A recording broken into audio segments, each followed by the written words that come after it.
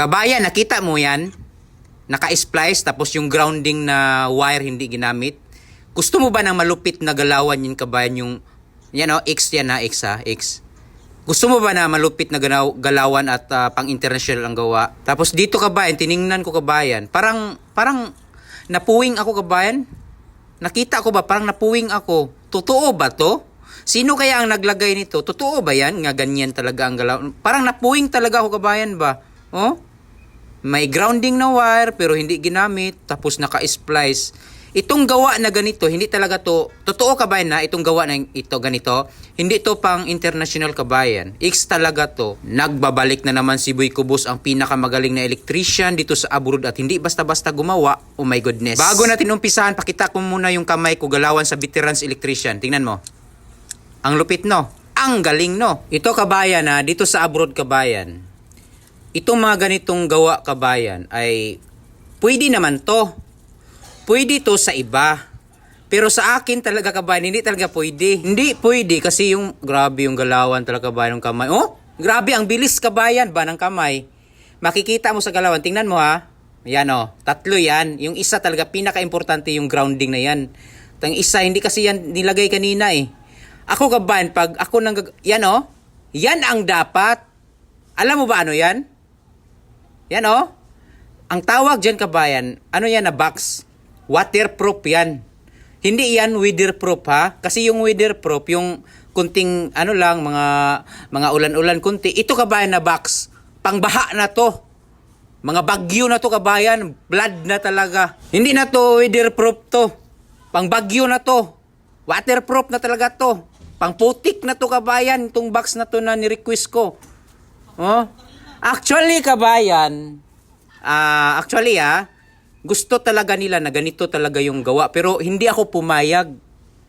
Hindi ako pumayag kasi ako ang masusunod. Ako talaga ang masunod. Hindi pwede na sila ang masunod. Yung mga amo, sila ang masunod. Hindi pwede. Hindi ako papayag. Hindi ako gagawa sa gusto nilang magawin sa buhay. Ako talaga ang masusunod kasi ako yung pinakamagaling na electrician dito sa abroad. Dapat sila talaga ay yung susunod sa akin. Hindi pwede na ako. Kasi makikita mo naman, tingnan mo. Pag ikaw kasi yung dito, yung pinakamagaling na electrician, or hindi ka magaling, tapos gagaling ka pagdating ng panahon, ang gagawin mo talaga, i-analyze mo kung tama ba o mali. Kasi ako kasi kabayan, pag gagawa ako ng hindi maganda, hindi ako makatulog ng maayos. Sa totoo lang, hindi ako makatulog, parang lalagnatin ako siguro. Ngayon ko, hindi ko gagawin ng maayos. Lalagnatin talaga ako. Tapos parang masasaktan ako kabayan. Masasaktan talaga ako. Parang hindi ko kaya talaga. Medyo kailangan ko talaga ng maganda talagang gawa. Tingnan mo yung mga ginawa ko kabayan. Hinigpitan ko yan.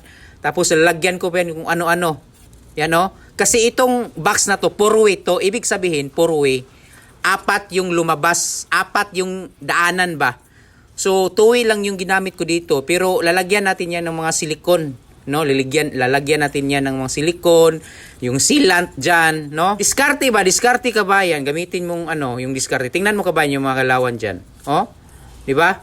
So, ang ginawa ko dito kabayan, itong connector na to, nilagyan ko ng connector. Walang problema yung connector sa loob.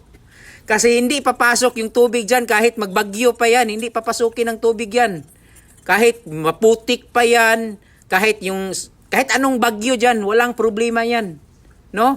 Waterproof yan. Napakaganda yan. Ako ang bahala. Ako ang masusunod. Walang iba.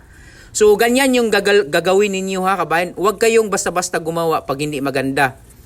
Kayo kabayan, ako kasi hindi talaga ako makatulog pag hindi maganda yung galaw ko, yung mga ginagawa ko.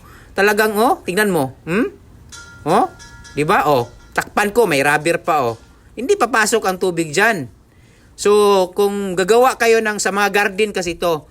So, kung sa mga garden na ganito yung mga request nyo na box pang waterproof, Kahit bagyo, walang walang problema yan. Tingnan mo. Tingnan mo yung kamay ko kabayan, yung galawan ko. Makikita mo na pang talaga, yung ang bilis ba, Kita mo sa kamay, ang bilis, Tingnan mo. Di ba? Ganyan ang mga galawan kabayan. Tingnan mo. Hindi yan mabasa. Pwede mo yan ilagay sa ilalim sa lupa or sa taas, walang problema. Sa gilid ko yung nilagay. Yan Pwede mo yan ilabas, kabayan, ilabas. Itong cable na to, pwede mo din yan i-open. Walang problema kasi pang outdoor yan. At saka ako, iba kasi ako, lalagyan ko yan ng pipe. Pipe yan, lagyan ko ng pipe. So, ganyan ako gumawa. Oh my goodness, hindi basta-basta.